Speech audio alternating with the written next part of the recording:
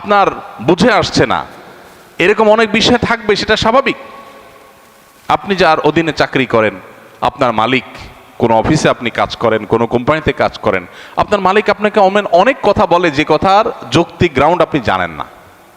আপনাকে বলছে তুমি এই কাজটা করো, কেন করতে বলছে আপনি জানেন না, আপনার কাছে এর বাহ্যিক কোনো লজিক্যাল কারণ নাই, কিন্তু আপনি জানেন তিনি যেহেতু আমার মালিক, তিনি যেহেতু আমার চাইতে অনেক বেশি বোঝেন, অতএব নিশ্চয়ই তার কাছে কোনো গ্রাউন্ড আছে, বিধায় আমি তার অধীনস্থ হিসাবে শুধু দায়িত্ব পালন করি, হয়তো আমার বুঝে আসবে পরে।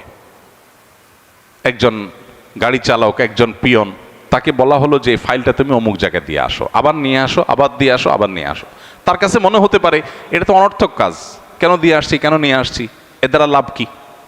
অনেক সময় দেখবেন অনেক কোম্পানিতে, কোম্পানির নিচের দিকে যে সমস্ত চেয়ারগুলোতে অথবা সাধারণ যে সমস্ত দায়িত্বগুলো আছে সেগুলো যারা পালন করে, তারা সাধারণত বসদের সমালোচনা করে, অহেতুক কাজ। সে বুঝে না কেন তার বস এগুলো বলেছে। বসের সব কিছু যদি তুমি বুঝে যাও তো তুমিই তো বস হয়ে যাবা।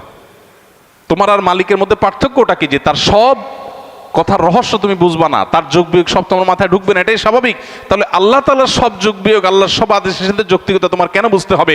এটাই হলো সবচেয়ে বড় বিভ্রান্তি, এটাই হলো সবচেয়ে বড় ইললজিক্যাল, সবচেয়ে অযৌক্তিক কাজ, যে আল্লাহর সব আদেশ নিষেধের যথার্থতা আমার বুঝতে হবে।